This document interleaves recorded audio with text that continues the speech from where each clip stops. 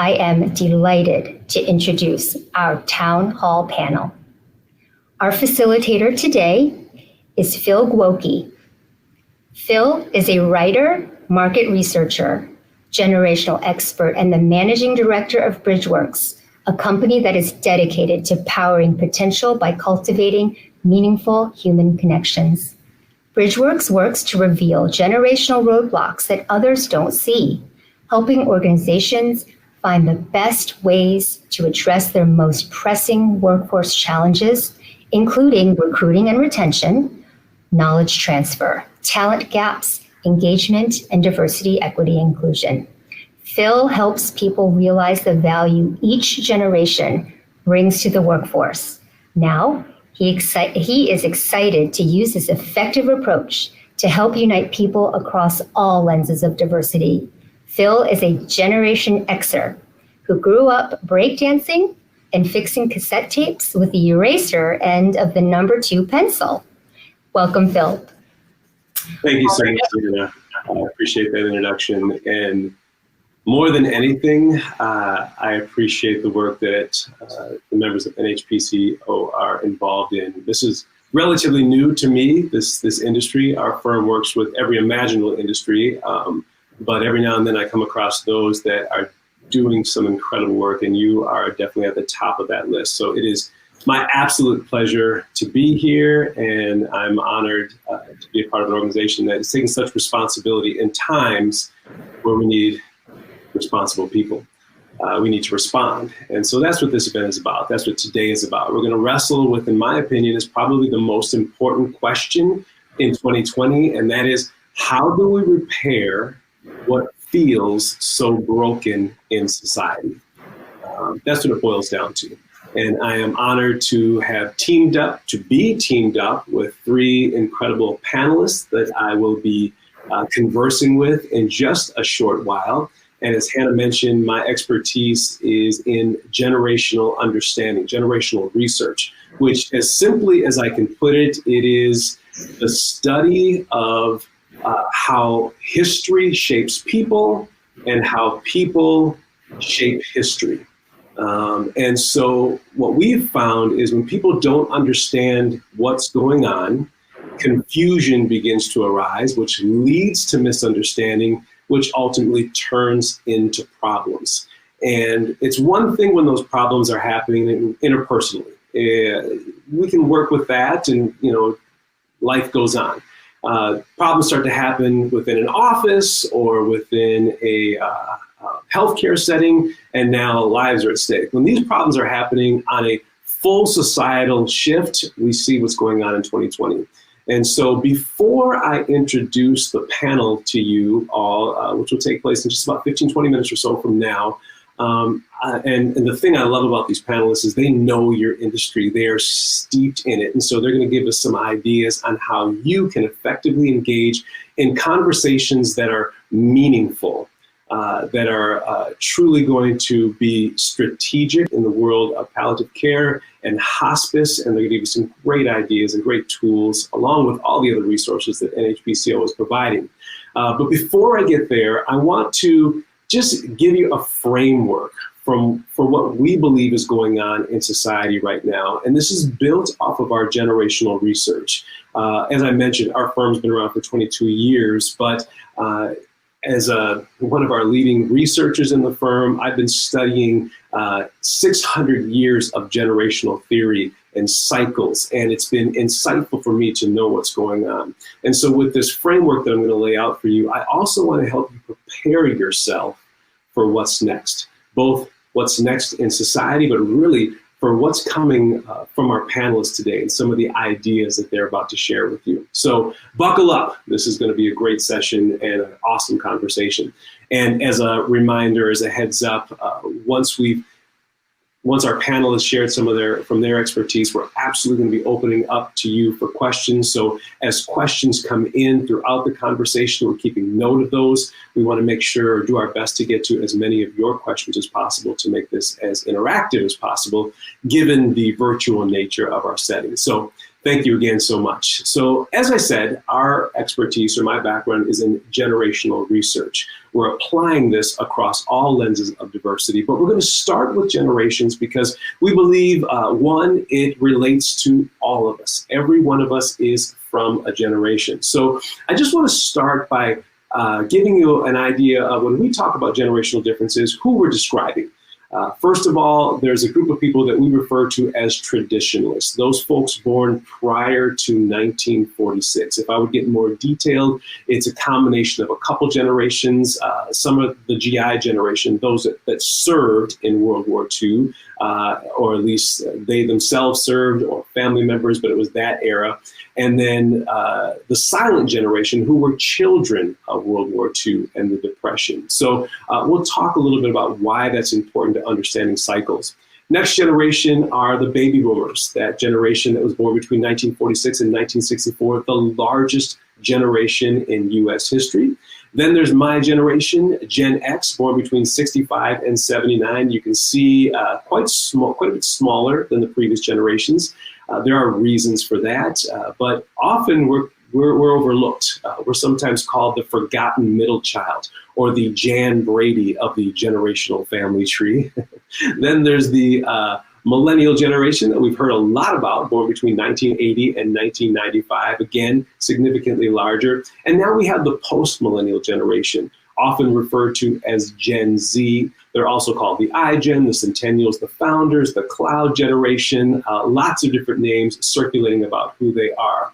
And so when we talk about who these generations are, what I want you to understand is we understand birth years are just the beginning point. That really doesn't begin to describe or encompass who we are as human beings. I understand that, you understand that.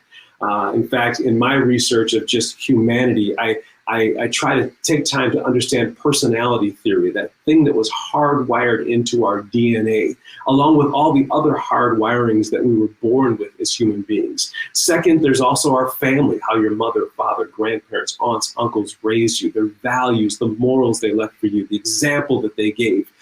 Has a huge impact on who we are as people. Birth order, we certainly know, shapes the way our identity shows up to the workplace and in society.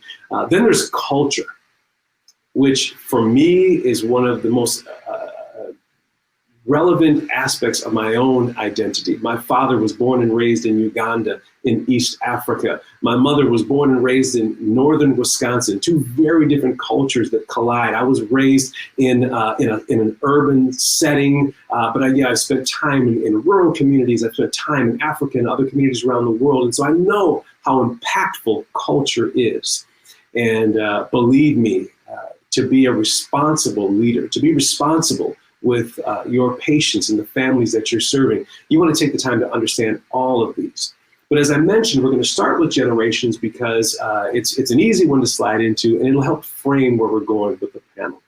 And so I don't want to take anything away from that. We'll get there, but I want to help you understand what we study at Bridgeworks, and that is when people grew up. Birth years is the starting point. The real research comes in the adolescence years. This is the time of adolescent brain development, when we're making up our mind about the world around us. It's what we believe about right, wrong, religion, politics, truth, what type of career we want to pursue, how we want to perform the duties of that career, those experiences with our family and our culture that happen in those formative years stay with us in a way like none other.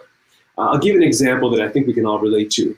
I'm assuming many of you have found yourself at one time or another either driving down the highway, in the subway, as a passenger in a vehicle, and all of a sudden a song comes on the radio or over your listening device that was popular when you were in high school.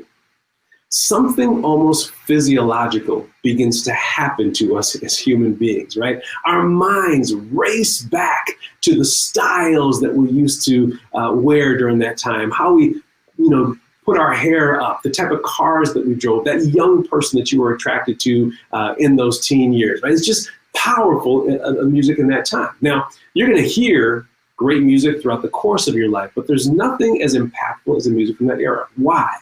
Because that's when your minds were so open to receiving the information. as you mature through life, it kind of solidifies and those experiences stay with you.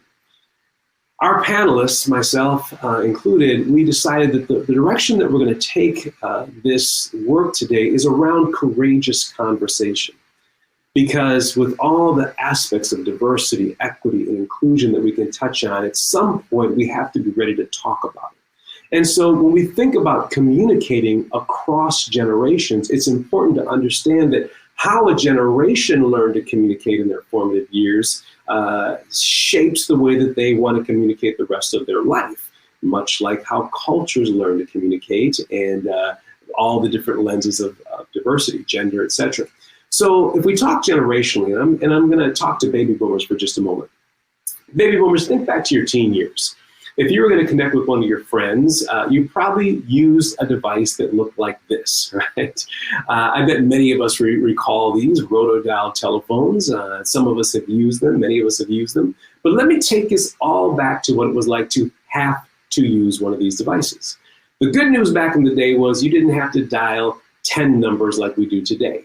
Back then, if you dialed 10 numbers, that meant you were using an area code, which meant you were making a long-distance phone call, which meant your parents would beat you, right? That was not an option. Long distance was expensive. Those were parentheses. Those are warning signs. Keep out, do not disturb. So you only have to dial 7 numbers, but if those numbers include any combination of 6, 7, 8, 9, or 0, it is a long way around that dial. It was not uncommon to make a mistake. You have to hang up 11 times, start the whole process all over again. So what did baby boomers learn when they were developing their communication skills?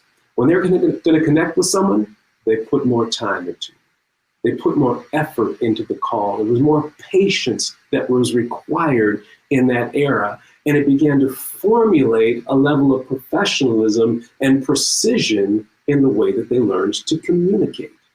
Fast forward to my generation, Gen X, all of a sudden telecommunication technology got more advanced. Now we had pagers. And my friends, back in the day, if you had a pager, you were cool. Or you were a drug dealer. Those were kind of the options. Many of you remember this, right? And we used to have so many phone numbers memorized. You'd see the number, you knew if it was a personal call or professional call, you go find the phone, call that person back. What did Xers learn in our communication? We learned to interpret a lot from very short messaging. One of the other big advances that came into existence for us was the answering machine. Now, this was incredible. You'd come home from work or school, you look at the answering machine, you see the number 2, you'd get all excited and be like, wow, I have 2 messages. You eagerly push the button. The first message sounds like this. Hello, this is Gloria from the beauty salon. Please call me back at 35305.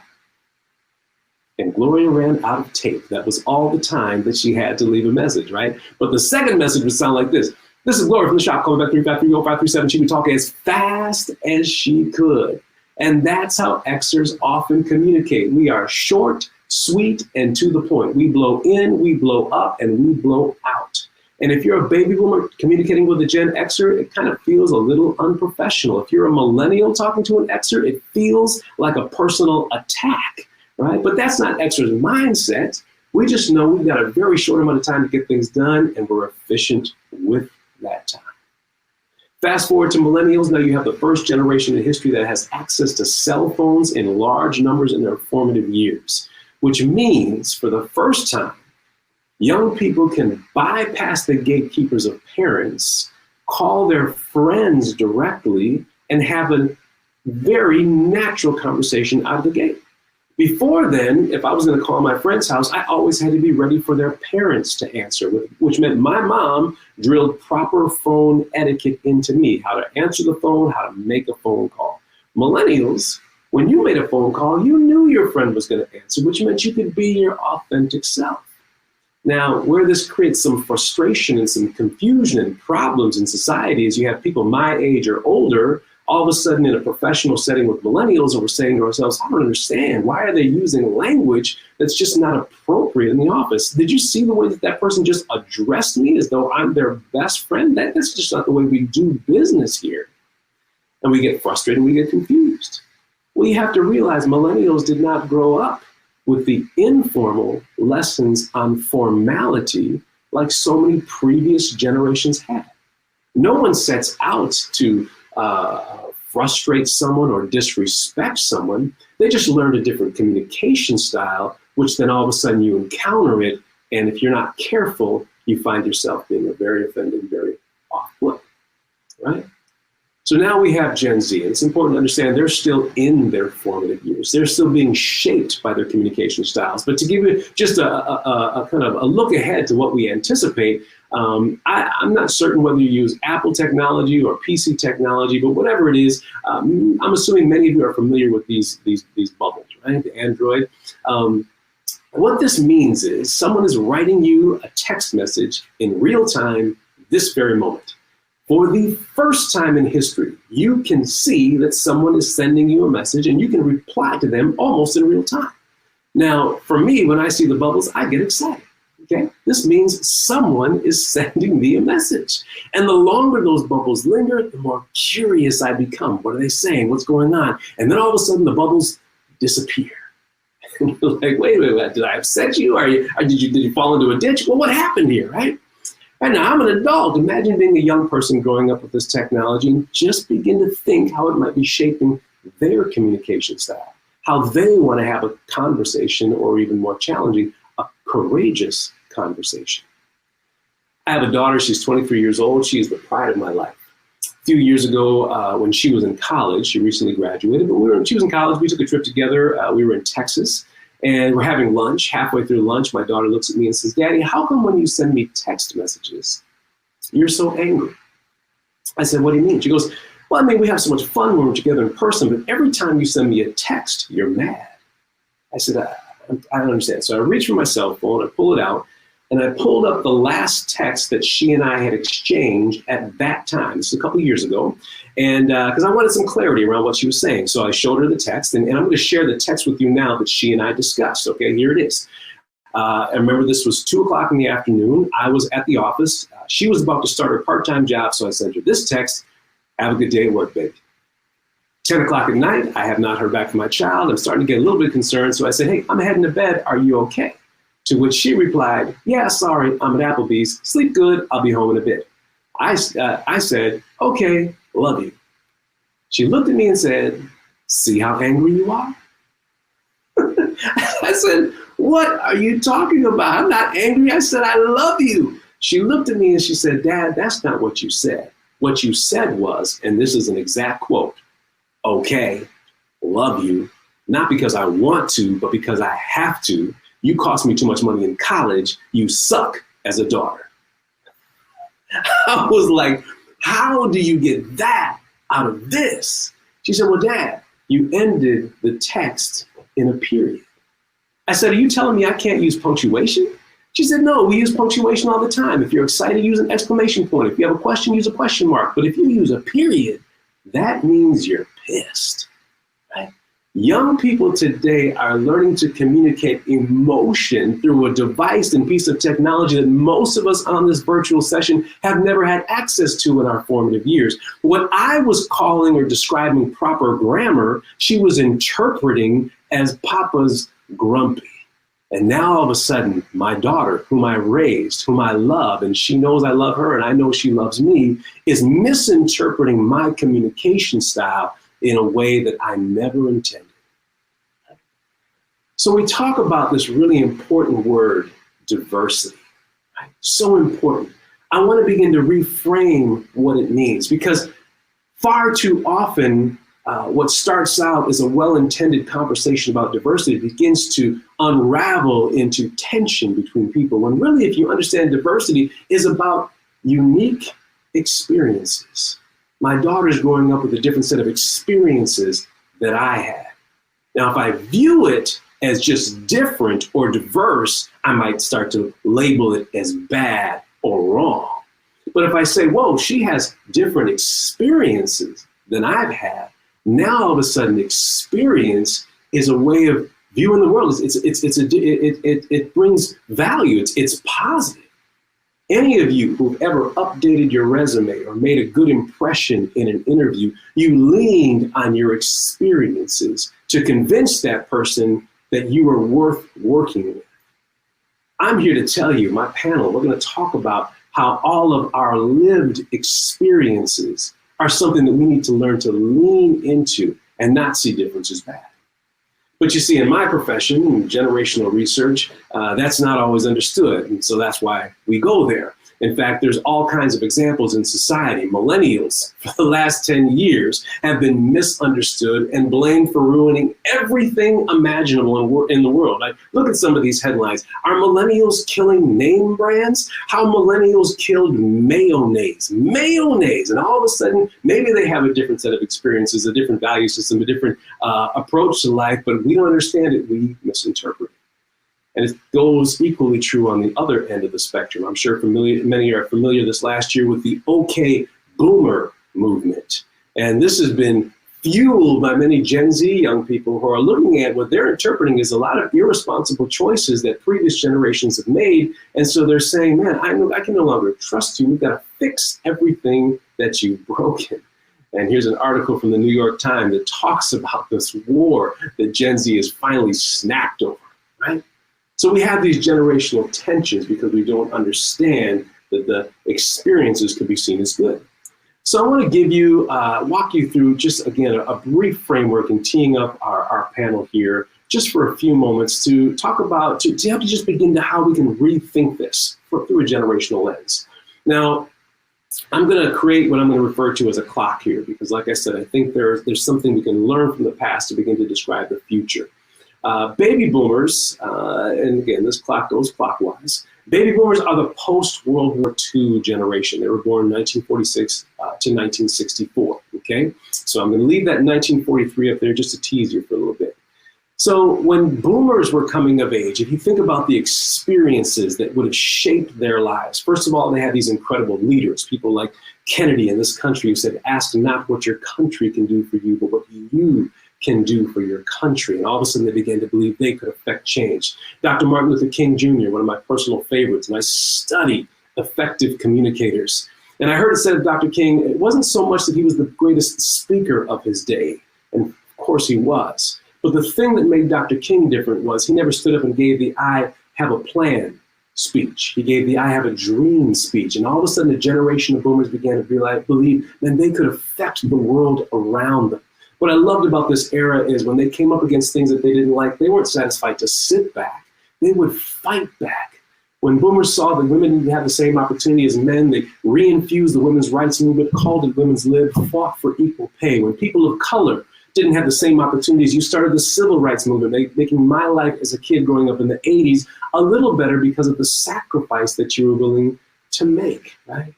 Boomers had an incredible impact on their society. But one of the things that shaped them is, they grew up in an era called the baby boom. When they came of age, they were up against 80 million of their cohorts. So they realized that if they don't do something to stand out and get the job done, there's someone next in line who could take that job from them. So they started showing up, 5 minutes every day before the boss got to work. They would stay 5 minutes after the boss left. They turned the 40-hour work week into the 50, the 60, the 70, the 80-hour work week, right? So when we think about some of the traits that baby boomers show up in the world with, they have this competitive drive to stand out, very idealistic, this belief that they can make the world a better place, polished in the way that they present themselves. Boomers gave us the phrase, don't dress for the job you have, dress for the job you want, incredibly disciplined with their time. All of a sudden, my generation came up next, and society took a bit of a shift. Boomers were told you're going to change the world, everything's going to be awesome. When Gen Xers came onto the scene, we were the first generation that was told, you're probably not going to do as good as your parents did. And we began to be impacted by a very high dose of reality. Let me give you a strange example that's unique to our formative years. When baby boomers were coming of age, I'm sure a lot of you have heard of Walt Disney. That's when Disney came onto the scene, right? They had the wonderful world of Disney, the Mickey Mouse Club. It was great. When millennials were coming up, once again, Disney exploded. Radio Disney, TV Disney. You had movies featuring cultures from around the world. When I was growing up, this was the only time in Disney's history where they laid off animators. Right? Why? Because across the entertainment industry, there were 50% fewer movies made for children in comparison to that of the baby boomers or the millennials. Because the messaging was, let's be honest with our children. Let's tell them how life really is. Now, I'm not saying they didn't make movies about children. Of course they did. But there were movies like Children of the Corn, The Exorcist, Carrie, The Omen, Poltergeist. I'm telling you, kids were depicted as the devil when I was coming of age, right? Very different time. The divorce rate for Exorcists was 3 times higher than it was for our baby boomer predecessors, and introduced a new phrase, latchkey generation. So when we look at some of the traits that Gen Xers tend to show up, very self-reliant, independent, efficient with our time, but also questioning, not sure who we can trust around us. Millennials come into the workplace, and all of a sudden the world says, wow, Gen Xers got a raw deal. Let's try to make the world a little bit better for our millennial friends, our millennial young people. And we often hear about how technology has shaped young people. And most certainly technology is influential. But what I want you to realize, what has been misinterpreted for so long about how millennials think, is one of the things that shaped them was because of technology, not so much the tech itself, but the rate of change that technology was introduced into the world. When many millennials were in high school or growing up at home, they had technology like Apple's Macintosh came out in 1985, 128 kilobytes of computing power. By the time those same millennials went off to college, they had the first generation iPhone, which could download ringtones 10 times the size of that other machine. So millennials got used to a constant rate of change and upgrade. And they said to themselves, wow, if I'm only going to keep my phone for 2 years, because in 2 years my phone is going to become obsolete, I want to make sure I'm also growing every 2 years in my career path, in my life. What new skills am I developing? What new challenges am I presented with? And so we've seen these study after study of how millennials might stay on their job for only 18 months or 2 years, and we called them entitled, and we came up with all kinds of names, but really what they were experiencing was, I want to make sure I'm staying on the cutting edge. Millennials grew up in the shadow, the wake of September 11th, 2001. Many of us remember that day, but here's the difference. I was 30. Imagine being 13. It's going to shape the way you think about the world around you. We did a study across the generations, asked this question: who was your childhood hero? The number one answer that came back from Gen X was Michael Jordan, who wanted to be like Mike. Asked the same question to millennials: who's your childhood hero? Number one answer that came back: mom or dad. And now you have a generation that's developing a sense of relationship and wanting to culture and foster meaningful conversations. So some of the traits that millennials bring to the table: very collaborative. How do we work together? Innovative, looking for new ways to improve things, and wanting an experience that they can be proud to share on their social media. Gen Z, as I mentioned, is still in their formative years, but we're already seeing how the world is impacting and shaping them, and there's so many things taking place. A year ago, if I was talking about Gen Z, I wouldn't be talking about the coronavirus or COVID-19. The pandemic, social distancing. Those weren't phrases that we were familiar with, but they are certainly impacting the experience that Gen Z is having. Think about how this will shape the future, their belief system around healthcare, hospice, and taking care of people. It's having a huge impact. There's a study out there that says 82% of Gen Z will tell you that social responsibility is one of the most important characteristics of their favorite organization. If you're not demonstrating that you're willing to pause, take some time out, have a town hall conversation about what we as citizens can do to repair society, you're probably not demonstrating that you genuinely care. These are elements and aspects that Gen Z is deeply looking for. I can tell you this, because of all the disruption that Gen Z is seeing, they know they have to work hard to be successful. They don't want to put themselves in a place where they could be in harm's way. They're practical in the tools that they use and have a high sense of curiosity. Now, I want you to look at this image for just a moment. As I said, I was going to use generations to tee up my town hall teams. We're going to get going here in just a moment. When you look at these qualities, when you look at these characteristics, any of these, which one don't you want as a part of your team? Right? Each generation has had a unique set of experiences that shaped them in their formative years, which has created a trait or a value that they can bring. One of the things I love about personality theory is we see that people lead with different personalities, but when you have all four or all the dimensions together, it creates the most complete team. It's true of our generational identity. You see, the other word that was teed up for this town hall is inclusion. If diversity is just a unique set of experiences, inclusion is about seeing the value of someone's unique experiences. Now, please, let me be really clear about this. There's been some confusion, little debate about whether we should even use the phrase inclusion. In fact, I have a good friend and colleague out in California, and she's told me many times, she goes, I don't want to be included, right? I don't want to be some charity case where you feel like you have to have the token Black woman included on the committee. And I don't blame her. I've been that guy. I've been several times. Phil, you're Black. What do you speak? And now it's my job to speak for all Black people around the world. That's ridiculous. That's a misinterpretation of what I mean by inclusion. Inclusion isn't something you offer to someone else. Inclusion is something that happens inside of you. When you understand truly what diversity is and believe, wow, that's a unique set of experiences, and now I value experiences enough to say, I need more of that in me. If I'm going on a hiking trip or a camping trip, there's certain, resources that I'm going to include in my backpack to make sure I'm successful. Inclusion, again, isn't what you offer, it's what you believe is going to help you be better. It's what happens inside the person. So for me, it's really important to understand diversity and inclusion are what I need to work on inside of me so that I can then begin to offer the next thing, which is belonging and equity. That's what I give. Belief, diversity and inclusion is what I believe. Equity, belonging, access is what I offer. Now, it's one thing to think about that in terms of generations. I laid it out pretty simply, pretty easily. But there are a lot of lenses of diversity that we need to learn to take the time and recognize that people who have had these experiences have shaped them and created values, have created traits, have created mindsets, have often created some type of belief that really has something to offer to my world. Right? Here's where we have to be careful. If we just define diversity as the exterior feature, right?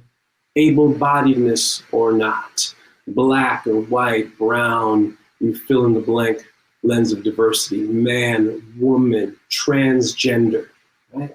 All these labels that we put, right? We're somehow diminishing the value of the real human being inside there.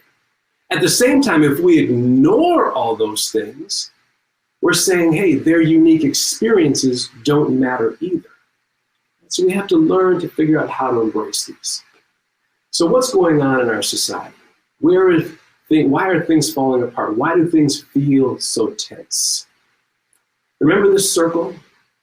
Well, I want to share with you what 600 years of generational research has taught me and why this conversation is so important today. 1943, if you recall that year that I put up there earlier, that was the height of World War II. And as I've researched various sociologists, I've learned this. They say the reason history has a tendency to repeat itself is because tough times create strong people. Arguably, some of the greatest traits and values that baby boomers have is that strength, that competitive drive. And then they say strong people create good times, right? That work ethic, that drive, and they make things better. And all of a sudden the economy begins to boom overhead. We got really good. And when times get good, it makes it possible for people to get comfortable, relaxed, or enjoying life. We like having things our way. And when people get comfortable, too comfortable, it opens the door for tough times. And this takes about 80 years, and it's happened again and again. Here's my evidence. 1943 was the height of World War II. Let's go backwards in time exactly 80 years. The year would be 1863, and we're in the height of the Civil War. If we go backwards in time, exactly 80 years prior to that, the year would be 1783, and we were in the last year of the Revolutionary War. So it begs the question, if we fast forward exactly 80 years from 1943, the year will be 2023. And you can't help but ask yourself, how do we repair what feels so broken in society?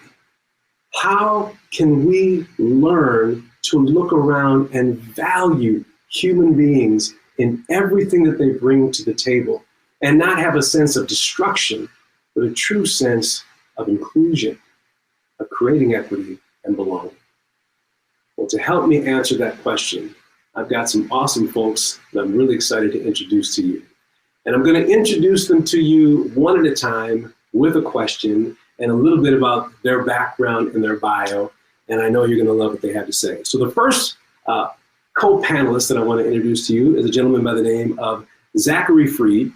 And Zachary Freed is a senior licensed clinical social worker at Prospero Health in New York City. You began your career at Mount Sinai Hospital addressing social determinants of health to prevent 30-day hospital readmissions.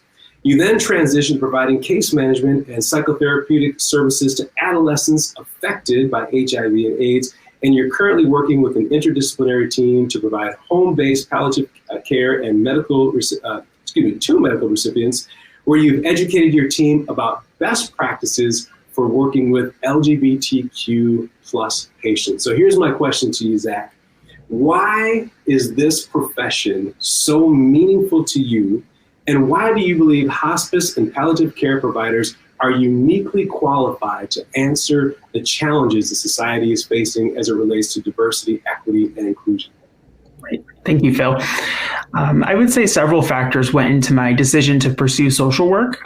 Mostly, my passion for helping people. In social work school, I started working with older adults impacted by severe and persistent mental illness, and I really enjoyed the work. And after some consideration and thinking a little bit about why that was, I thought back to my own relationship with my grandparents growing up. My grandfather was a Holocaust survivor and had untreated post-traumatic stress disorder. And I felt as a child helpless as to being able to know how to support him. So that led my passion to pursuing social work. And I ended up working at the Mount Sinai Hospital, where I joined their palliative care task force, which was a really great opportunity just to learn more about palliative care and to learn about ways that it's underutilized and how to address that. Eventually, I switched and worked with adolescents for a period of time, but really miss working with older adults. So I was lucky to find my team at Prospero Health, where I work with nurses, doctors, nurse practitioners, and we're really able to spend a lot of time with patients and build relationships with them, which is really my favorite part of the work. I think being able to elicit end-of-life wishes and helping people kind of explore their healthcare values is so valuable, and oftentimes the medical system gets neglected given the fast pace of pretty much any type of care delivery. So I've really enjoyed this type of work. I think in terms of handling diversity is that as caregivers, we care. We really want to provide the best possible care to our patients and their loved ones. And I think we're also able to sit in discomfort, and that's a really important skill, to be able to have difficult conversations and really just listen to people and understand their lived experience, and through that relationship, enact positive change. Thank you. I love that thought you share about the ability for people in your profession to sit in discomfort. When you shared that with me originally, my mind just exploded, because that's, I think, where society is struggling right now. Is too many people don't know how to be uncomfortable and don't get the value of that. And the fact that you're conditioned to do so, or it's a part of the expectation of your career path, is so important. And I love that. So we might even circle back around to that. I love that thought. I also want to introduce to you our next panelist, Toby Weiss, who if I'm not mistaken, oh, there she is. Great. We were having some connection issues earlier, so I love it that you're here, Toby. Just a few highlights from your background. You served on the advisory board for the Metropolitan Jewish Hospital in a volunteer capacity back in 2005, at which point you were chosen to be a project manager over a grant entitled Increasing Access to Palliative Care for the Orthodox Jewish Community. And then it was so successful, a one-year thing turned into 5 more cycles of that grant. And now you have a full-time position with MJHS, Metropolitan Jewish Hospice, as a director of cultural sensitivity and Jewish programming. The list goes on and on and on. But what I loved when I first spoke with you, Toby, is you shared a story about your introduction to hospice and what it taught you about the importance of understanding a patient's lived experiences. Can you tell us a little bit about that? Sure. Thank you. Thank you, Phil. And thank you, Zach. So I'm a child of 2 Holocaust survivors. And my father was ill for as long as I could remember. And when he finally did die, I was too young to know or to appreciate that a person could have a more peaceful passing. His passing was actually horrific and remains very much unreconciled even until today. My mother, on the other hand, lived for many years more, and she had colon cancer. She was in remission. She lived more years. And then when she was in a terminal stage of her disease and the doctor said that I should move her cross-state to me and get hospice and that she wouldn't live more than a few weeks, I got very angry at him. And I said to him, she survived Hitler and you're going to give up on her? And yet I still followed, what he suggested. And instead of living for only a few weeks, my mother lived for 10 months. And while we did get hospiced, and while it wasn't completely smooth sailing, what I did realize in retrospect was that it was an amazing journey. It was an amazing kind of service because it anticipated our needs before we even realized that we were going to have them. But there was something that was really missing from our experience and her service on hospice, which was they had no understanding at all of her lived experiences as a Holocaust survivor or as a Jew. And because of that, there were gaps. Very often, there are tensions. There are inherent tensions when the Western medical culture and the concept of futility butt up against religious medical ethics and what a person's faith-based values are. And so I made a decision that, a vow actually, that I wanted to commit to giving back in some way to improve how care can be delivered at the end of life in alignment with a person's values and beliefs, their culture, their cultural norms, their taboos. And it was shortly after she passed away that I learned about Metropolitan Jewish, and I was invited to join the advisory board. And you already mentioned in the intro, a little bit about what the rest of the script was. I do always say that I didn't find it, it found me. But the notion of lived experiences is really very important, because if a person lives a whole life, whether it's good, whether it's bad, whether it's a happy life, a sad life, and in my parents' case, it was actually a very traumatic life, but they chose what they had control over, which was to live and to rebuild life and be resilient. But we have choices in our lives, but when being cared for by others, if they don't understand, if they don't have a glimpse, if there's no lens to help a compassionate caregiver understand a person's lived experience and what their personhood requires, then we're not doing our best. And so that was my goal, that was my commitment, my passion, and I feel very, very grateful that I've been able to do what I do. The work that we did within the Jewish community has been replicated in others. I think it's very important to help families who are afraid of hospice, as I was, who are resistant to the notion of hospice as helping someone die, rather than understanding that it's about helping someone live the highest quality of life in the best way possible. And if a family, if a patient, if a family, if a nuclear unit, whatever that looks like, is able to understand what hospice and palliative care can offer, and if they are able to provide that kind of service and support it in a real way, there are no regrets, because you know that you did all that you could do, and you provided care that was in the best interest and in alignment with your loved one's wishes. And I will end with just saying that I think it's very, very important that people have a right to decide how they want to live and how they want to die.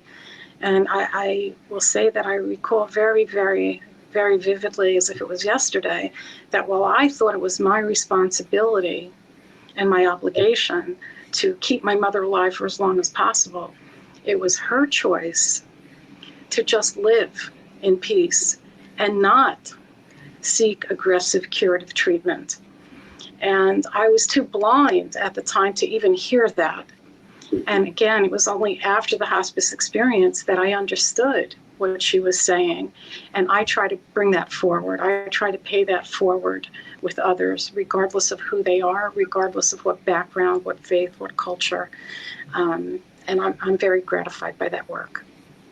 Thank you, Tony. I know you're going to have a lot more ideas to share with the attendees on how to actually apply that in very tangible ways. But before we get there, let me introduce our third final panelist with you, Nicole Davis.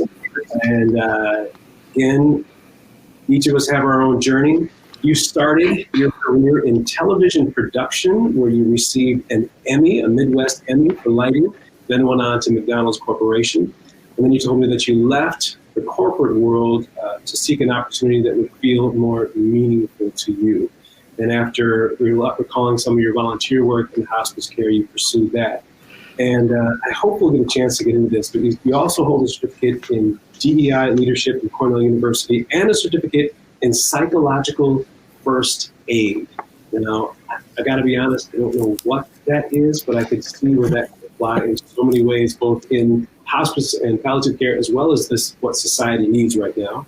But my question to you is, you started the Cultural Inclusion Council and the IDEA. I imagine this, is that in inclusion, diversity, equity, and access? And action.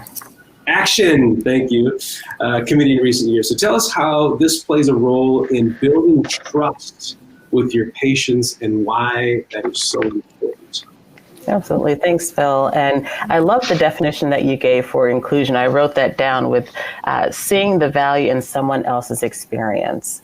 And that's really where our Cultural Inclusion Council came out of. You know, that's why it was birthed, was so that we can better understand the experiences and value. And it always comes back to, how can we build trust? How can we understand in order to provide the best care possible? And so our Cultural Inclusion Council, we developed that in 2017. And we're really focused on the community. We take our time to get to know our communities. We hold focus groups in the communities so that we can understand the barriers that exist that are preventing people from accessing amazing end-of-life care that all of our organizations are providing.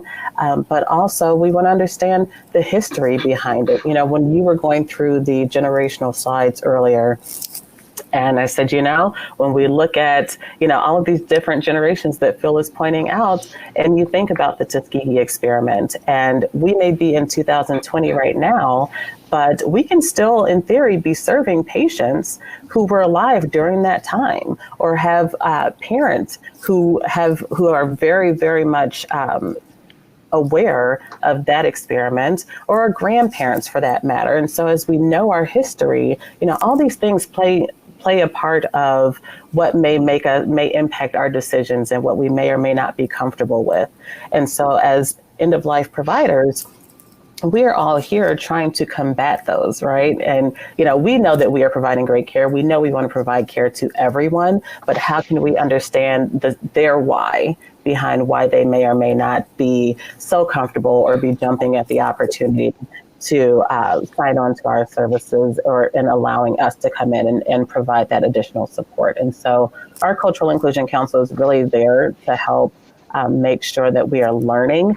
But, you can't just have a few people out there in the community learning. What's more important is that you're bringing that information back to all of your colleagues and sharing, because what's the point of having knowledge if only one person has it? If you truly want to make an impact on the community, we have to share with everyone within the organization. And so we have the IDEA committee as well, which focuses primarily on how can we educate our staff internally, but also the employee experience and making sure that our employees are feeling honored as well as individuals, and that we are recognizing their cultures as well internally. And so our Cultural Inclusion Council, which I often say CIC, and people are like, wait, what? Because, of course, we need another acronym, right?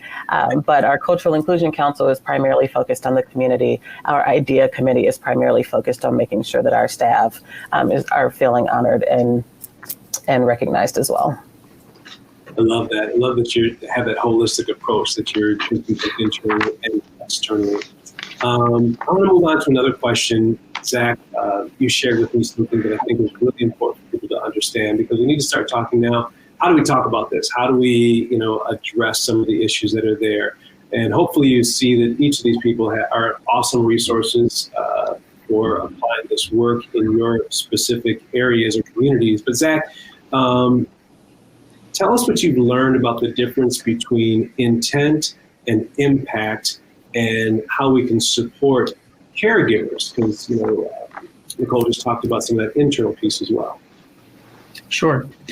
I often think about this idea of intent versus impact. So even though we perhaps didn't intend to say something that might have been hurtful or offensive to someone, the impact was felt, and it might have been felt that way. So I think it's important to try to learn from this experience and own your mistake. I think we're all in a position where we're able to grow and learn and apologize.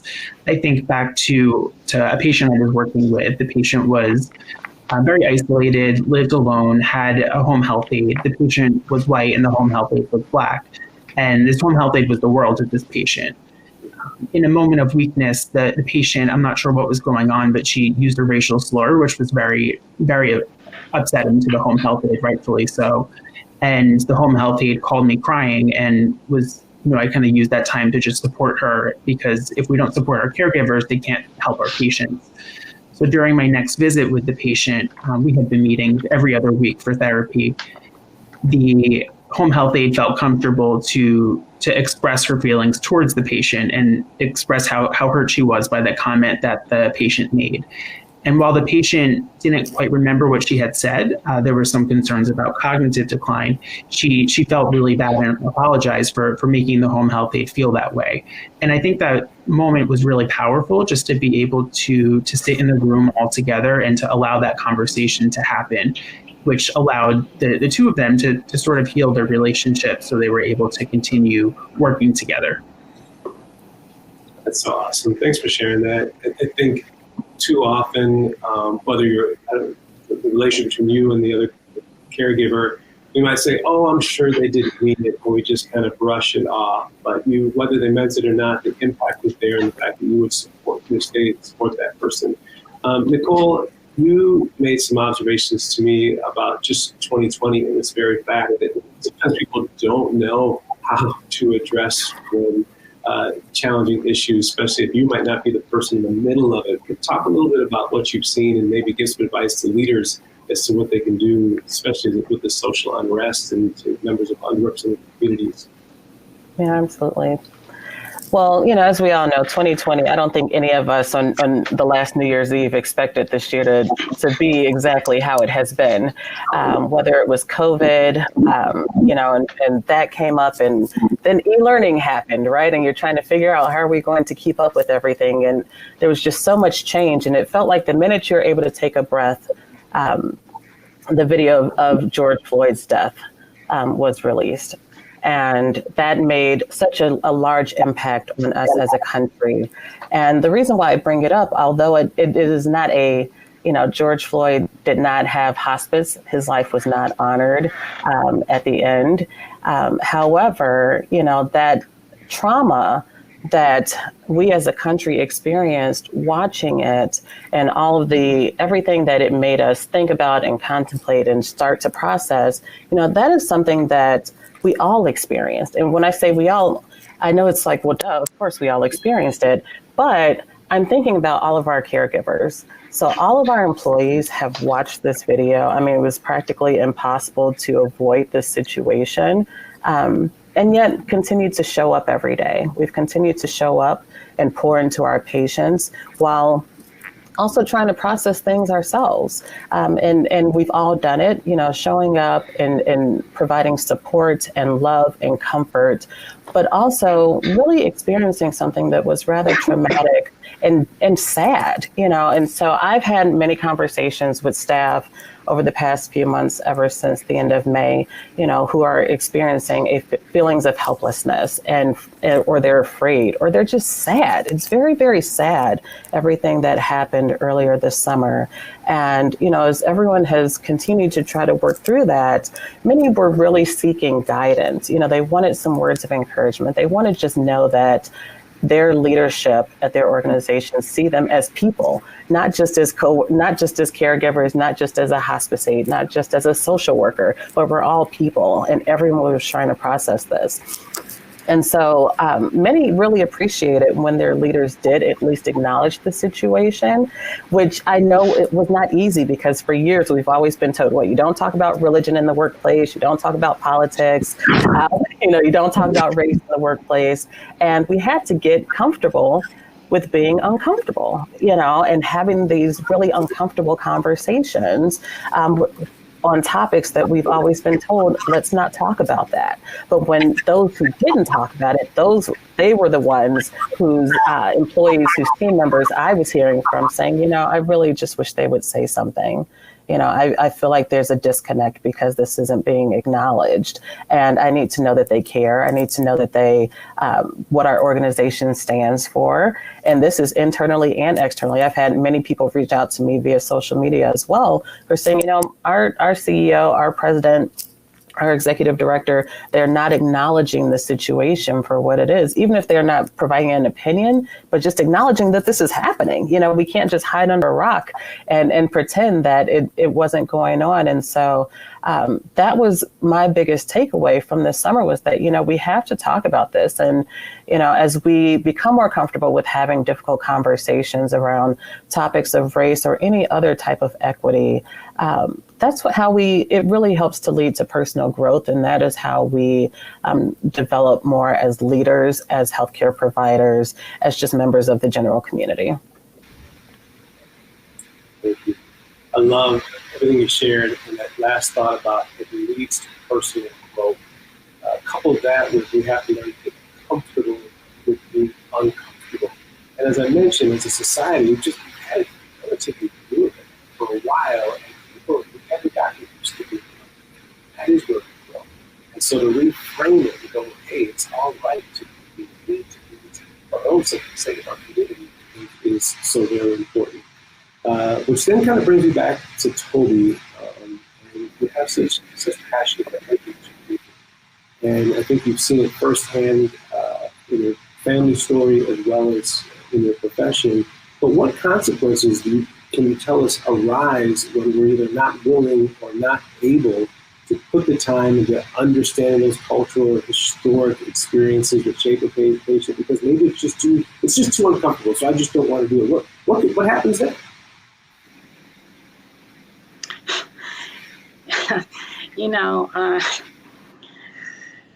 It could really turn into the perfect storm. I think with the advent of COVID, where we all got caught with our pants down, it actually became a tsunami when you think about the consequences.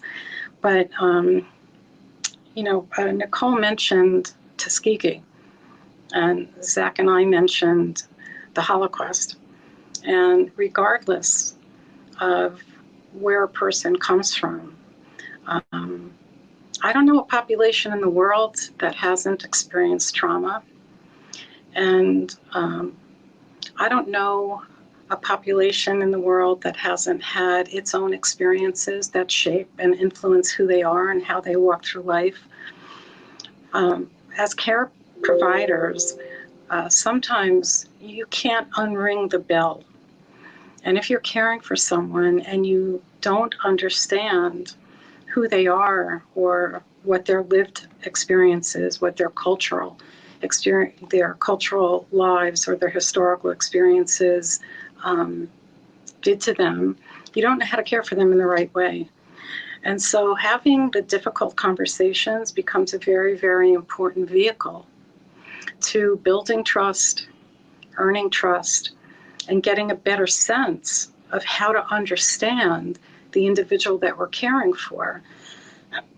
You know, going back to the Holocaust as an example, there are so many triggers in the healthcare setting that can re-traumatize.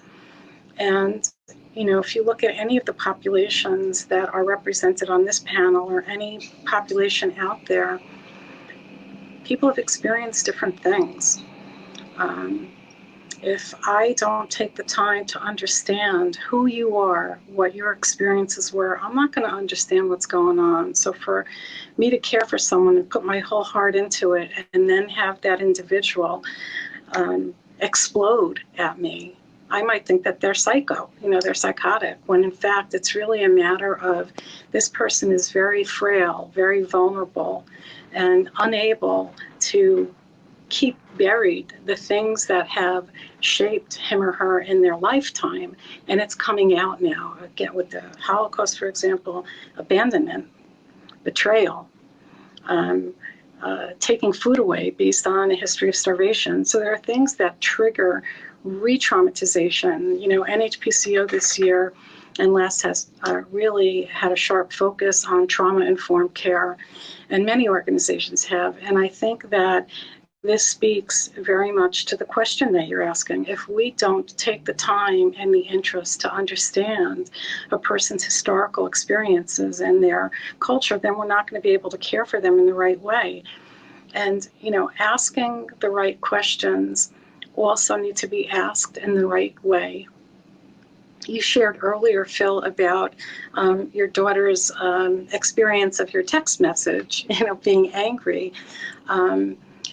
And she knows that you love her. You know, think in terms of someone who's vulnerable and who's frail and who doesn't know that you really love them or care about them.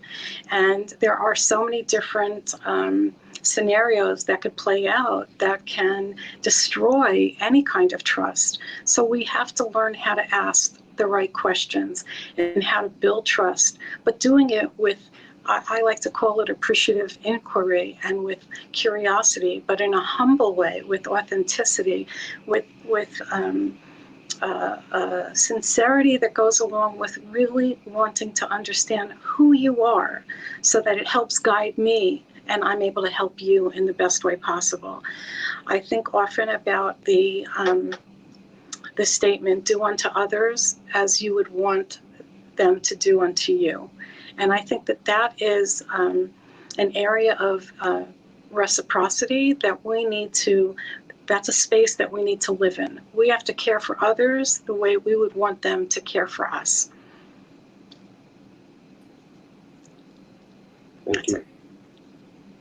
I appreciate that. I'm getting a note that maybe my sound isn't coming through very clear, so I'm going to go right to this question so you can hear the answer. This is for Nicole.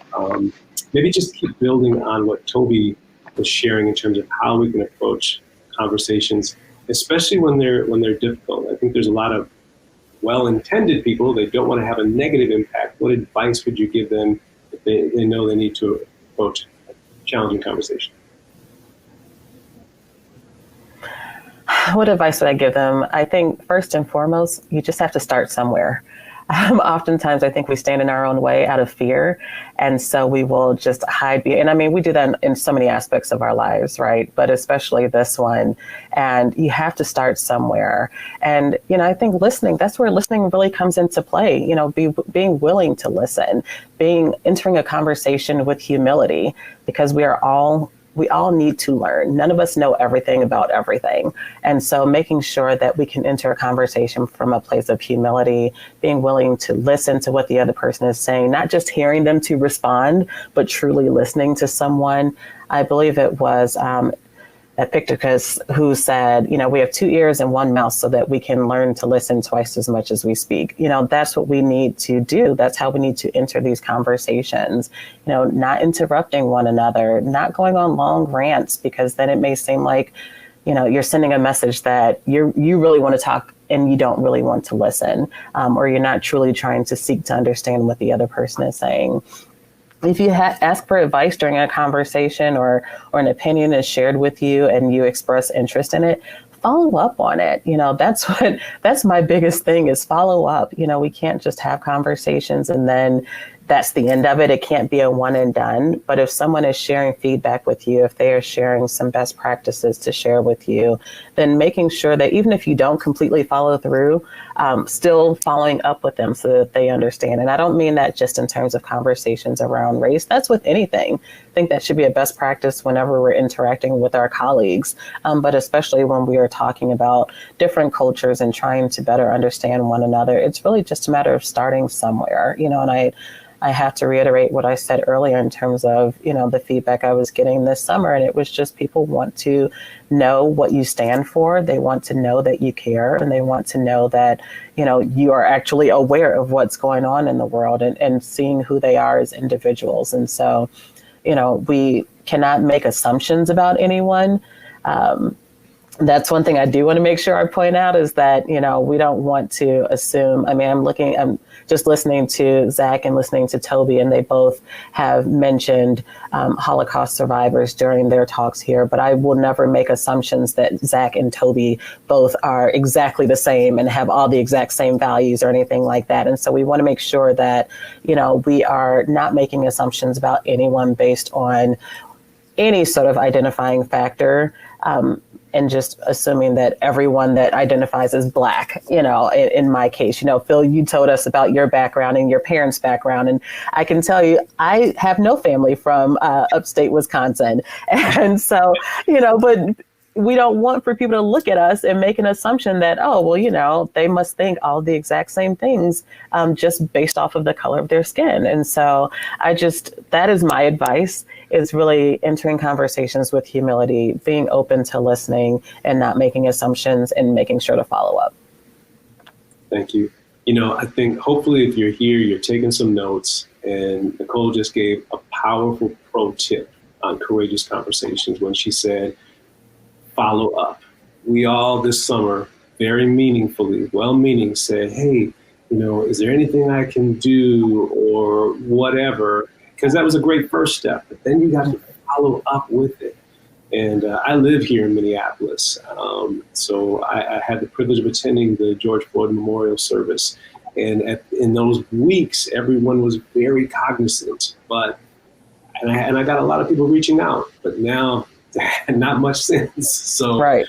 I think that follow-up is a really, really important pro tip. So please take note of that and try to implement it. Zach, time is just flying by and there's so many good things, but one thing you shared with me that was kind of near and dear to my heart and applicable to a lot of the work that you're doing specifically in the DE&I space around LGBTQ plus communities was the recognition that how people from that community who are older had a very different experience in their formative years than people who are coming of age now. And share some tips and ideas and strategies that we can be aware of as it relates to that. Sure. I really loved the generational perspective that you took in the beginning of the talk, because I think that's so important. When we think about history in the LGBTQ population, it's important to think about two main historical events, two if you're going to know two events, these are the ones.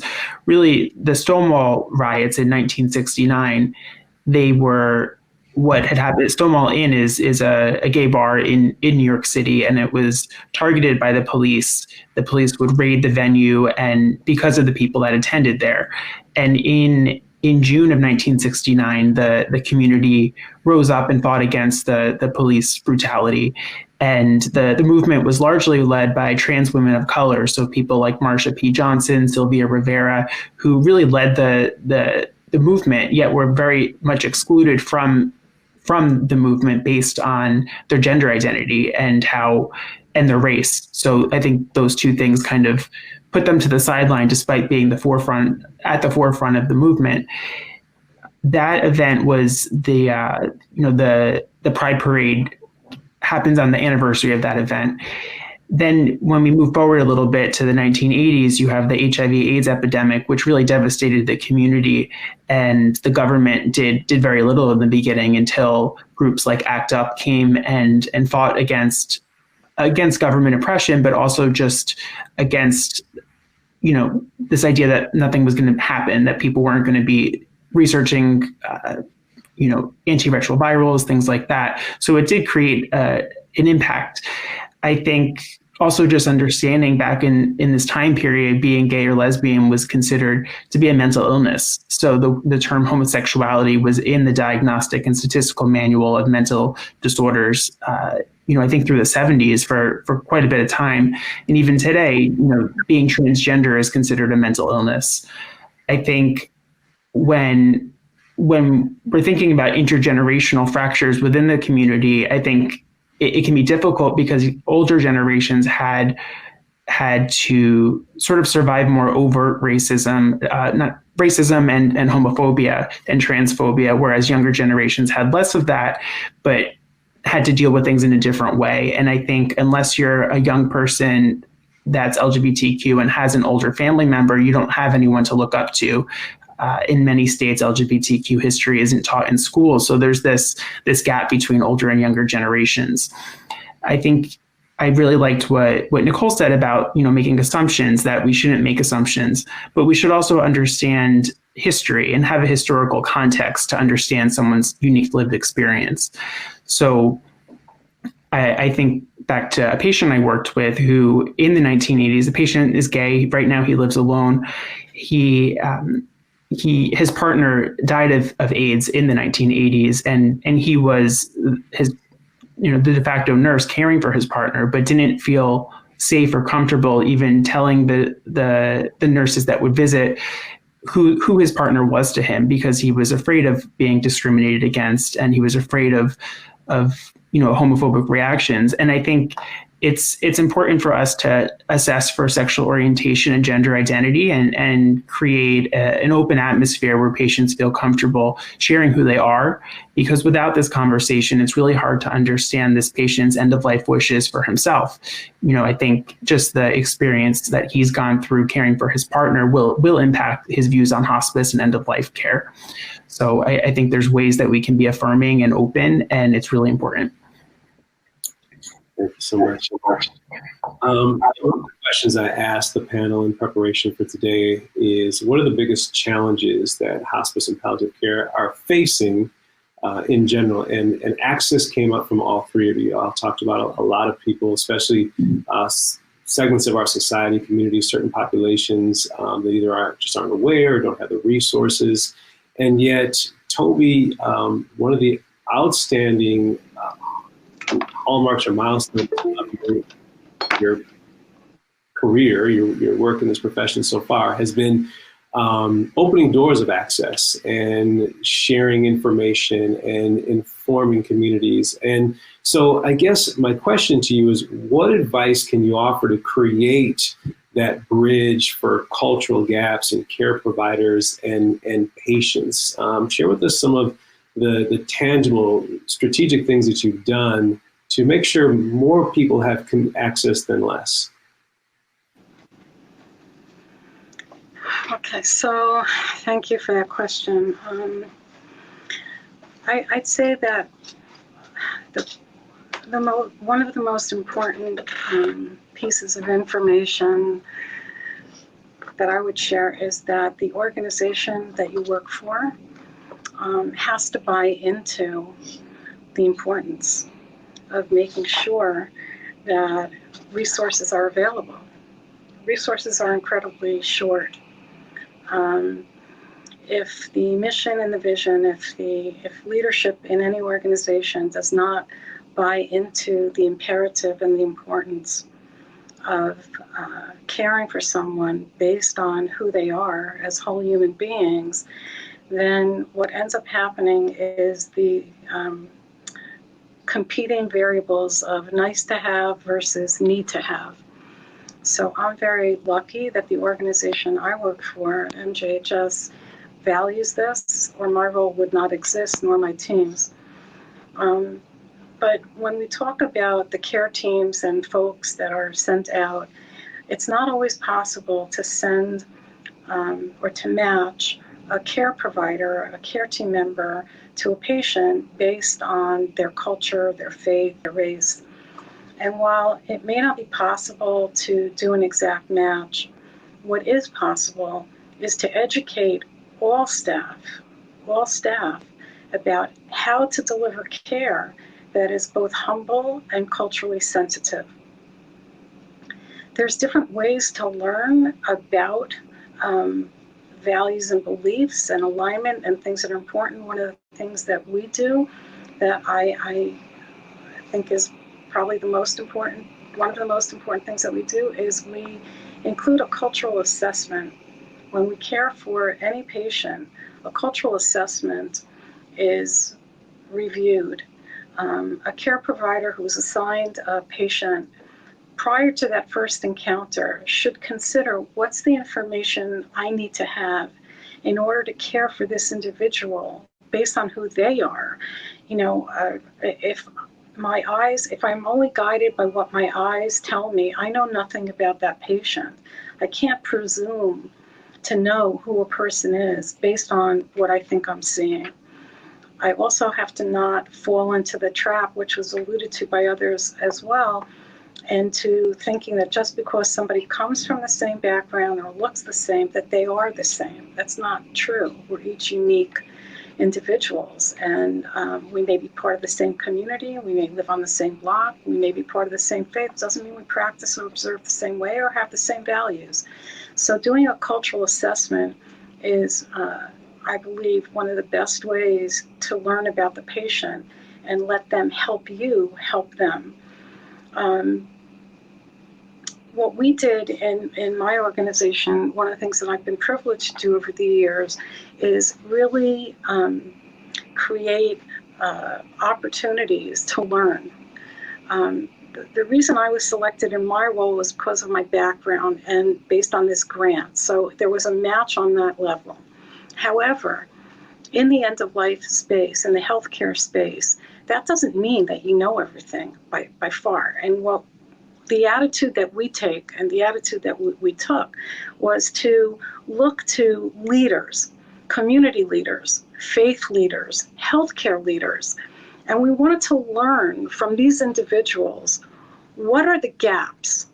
What are the gaps that people in the community are telling you? What do we need to know in order to improve how we deliver care and to incorporate that into our practice as a best practice?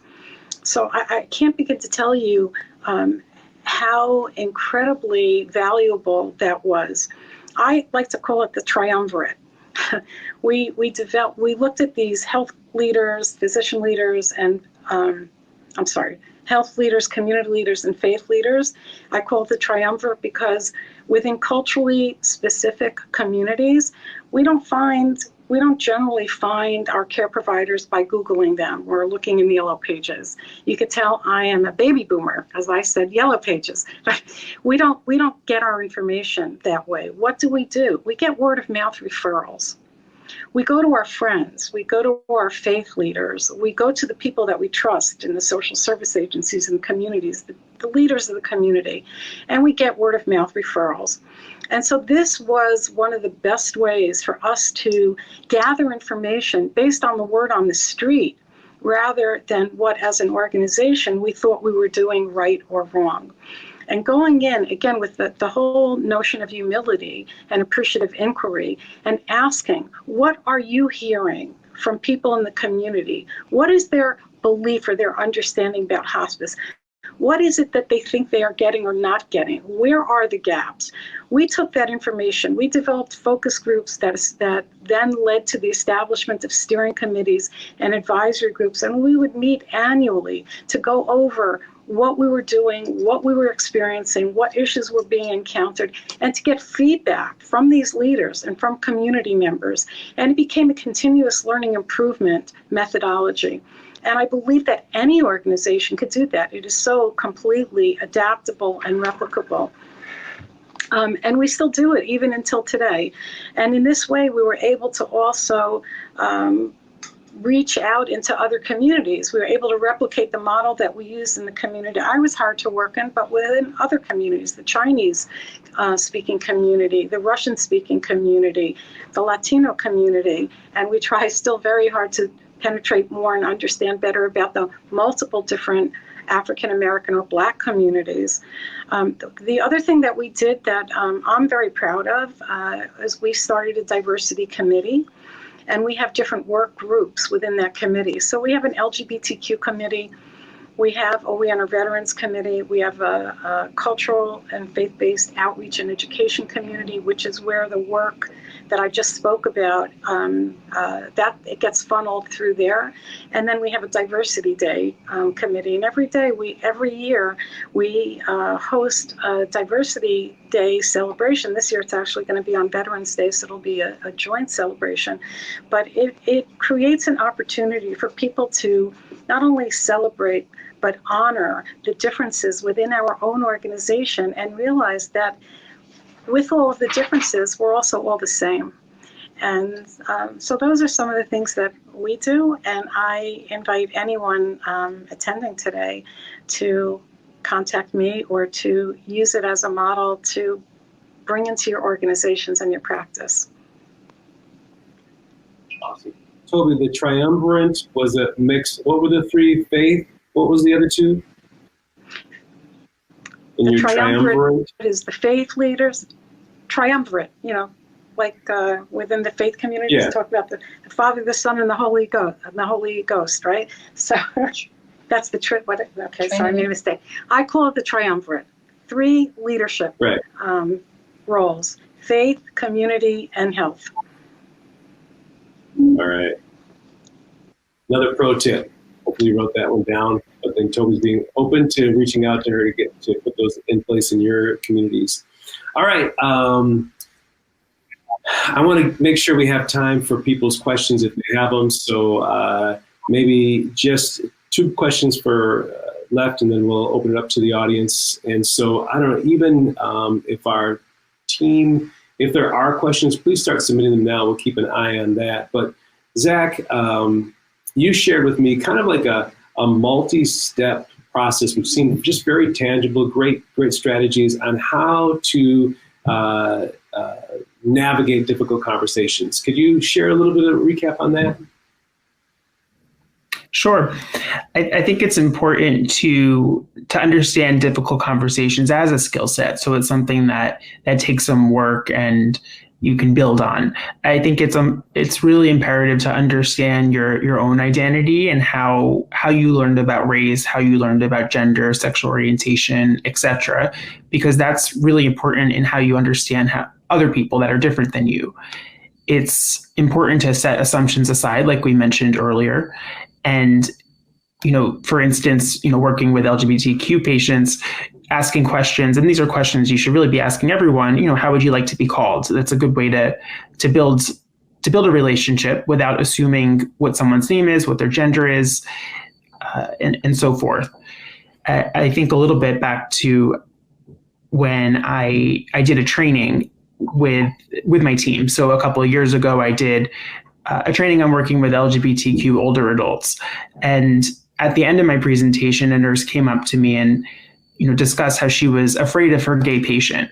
And I wasn't really sure what she meant, but what she was saying was that she was homophobic herself, but was open to learning. And I think that was a really great opening in having a conversation, because during my presentation, I spoke a little bit about isolation and loneliness as it impacts the LGBTQ community. And that happened to be a cause that she cared very strongly about in terms of, working with older adults. And it helped to build empathy. And it also, I appreciated her openness, because without owning your own prejudices, you can't really work on them. So it ended up, being a really healing moment, I think, for the two of us, just being able to work through that together. That's a great segue into the first question, and I'll open this up to anyone on the panel. In Zach's case, he shared a story. It was one of his colleagues who just admitted they were afraid of people from the LGBTQ population. So the question is, this care unit is made up of a diverse group of professionals, but they might have patients who don't appreciate that or are uncomfortable with the diversity that the team represents. Any suggestions from any of you on how you provide that care? Would that be one of the roadblocks to the patients?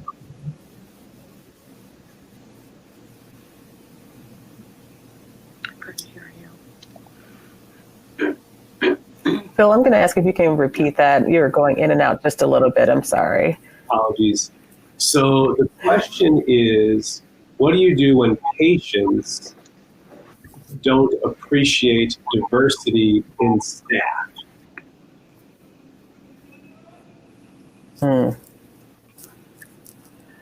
Well, I think, I will speak for myself, and I will certainly look to Toby and Zach to chime in here as well. But, we certainly want for our patients to feel comfortable.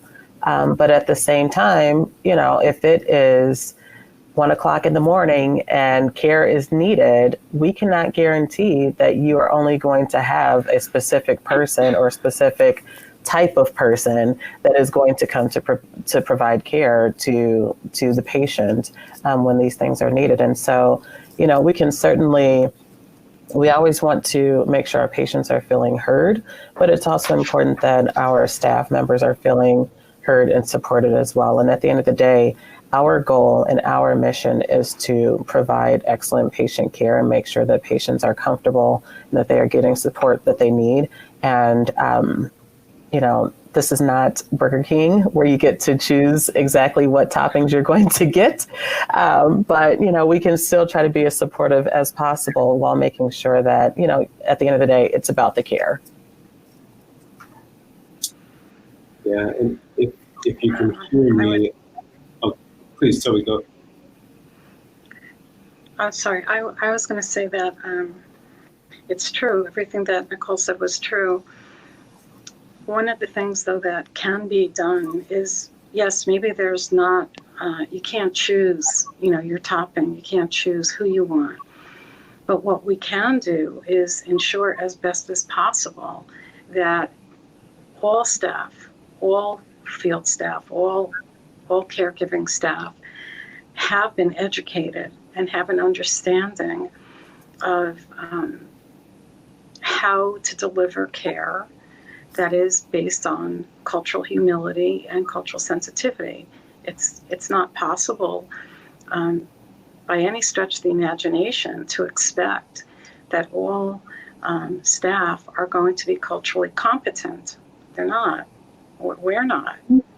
But to journey with someone based on who they are can be accomplished through one of the things that you spoke about earlier, what we've all been trying to share, which is having difficult conversations. But yeah, at the end of the day, it is what it is, but we try to do the best with whatever is available. And often, even if it's not, the flavor that you would select, or the icing that you would select, that comes through. That sense of humility comes through. And even someone who didn't want someone of, gender X or race Y or whatever, when that humility is there and that compassion is there, it comes through.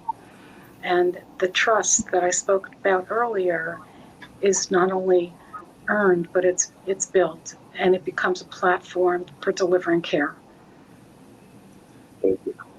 One of the consistent themes that you all shared with me was the importance of learning, understanding history. I love the idea of having a cultural assessment. One thing, because of my family's background and my ability to travel a bit, I've just made it this life mission to learn a greeting in every possible language I can.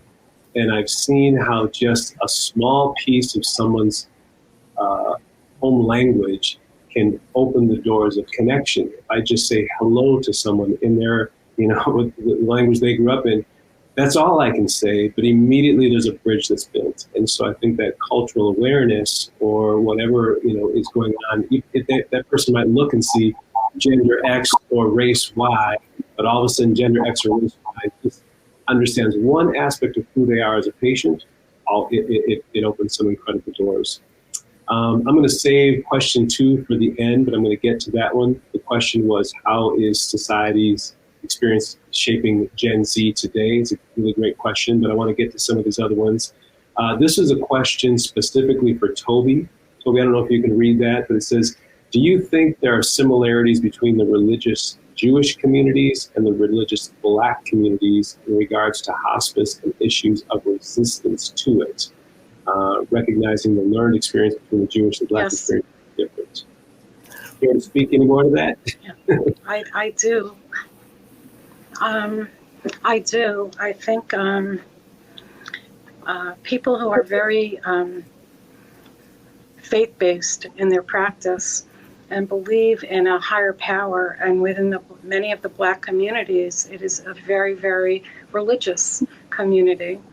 And people will go to their pastor or their reverend, and similarly in the Jewish community, people go to their rabbis. But there is a commonality, a belief that only God, only the supreme power, knows how many days is counted for a person. And it's not a doctor or a lawyer or an Indian chief or me or you. It's only God.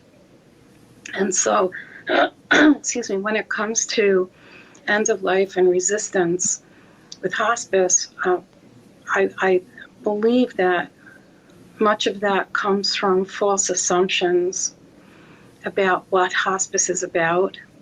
And that's also a place where I feel that advocacy, having someone who is a liaison, someone who understands that individual, whether it's someone from the care team, excuse me, or someone from the community, someone has to bridge that understanding. And, just as a throwback to what I said earlier with what I called the triumvirate, if a person goes to their faith leader for guidance for major life decisions, then really we need to educate the faith leaders about how hospice and palliative care can be provided, can be delivered in alignment with that person's faith, with their values and beliefs. But there is absolutely a similarity, a very strong commonality. Someone brought in a comment. Did I answer the question? Yeah, yes, you did. Someone brought in a comment that I appreciated. It's come up a couple different times, but it's in reference to the golden rule. And I absolutely understand the purpose, treat people the way that you want to be treated. One of my missions in generational theory is to kind of what I was elevated to is called the platinum rule. And that is treat people the way that they want to be treated. And that, I think, is the importance of understanding history and culture and adapting our style a little bit. So that's great. Let's see. So the question earlier was, how do I think things in society are going to affect Gen Z? Here's just a quick snapshot for you. The last generation who were children of difficult times were referred to as the silent generation. So again, the GI generation would have been old enough to serve in World War II. The silent generation were the kids of that era. And I'm going to give you a few examples of children from that era. The Beatles were kids growing up in war-torn Europe. And when they grew up, they became these artists who sang of songs like All we need is love. Come together. I want to hold your hand. If you listen to the body of their work, it was really about restoring peace and community. Dr. Martin Luther King Jr. was a child of Jim Crow.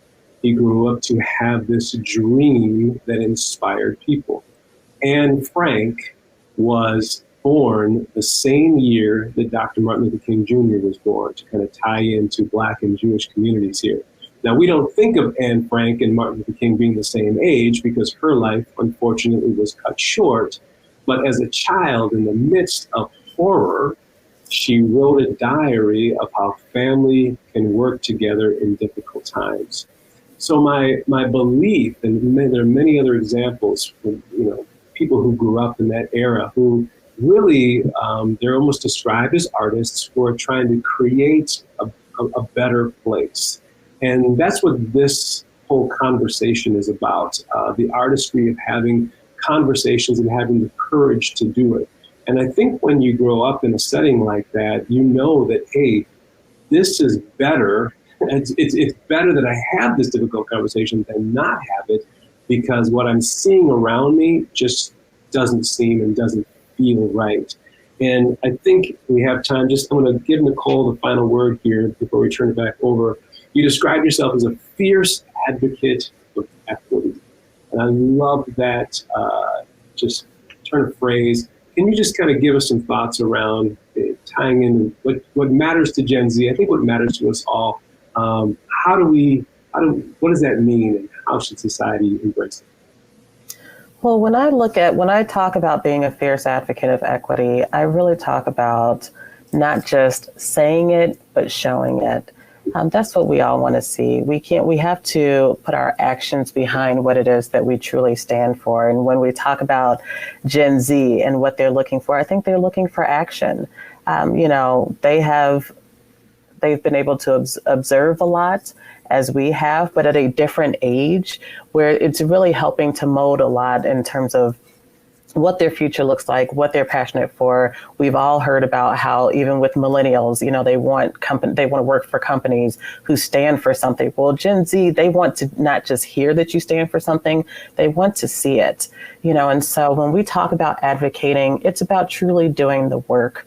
And making sure that we are all working to create better opportunities for ourselves, but for the future as well. And just entering every conversation, every step that we are taking with an open mind, with an open heart, but making sure that we are also looking at it through a lens of trying to just create better opportunities and a better world for everyone that we come in contact with, but especially those who are traditionally disenfranchised. And so when I say I'm a fierce advocate, that's what I'm advocating for. I just want better opportunities for everyone. Thank you so much. The ball is now in our court. It's up to us to go do something about it. Let's act, have the conversation, repair the broken relationships in society, learn about each other, care about each other as human beings. Thank you so much for attending. We really appreciate it. And thank you to all these panelists for not only giving the time today, but really I sincerely appreciate it.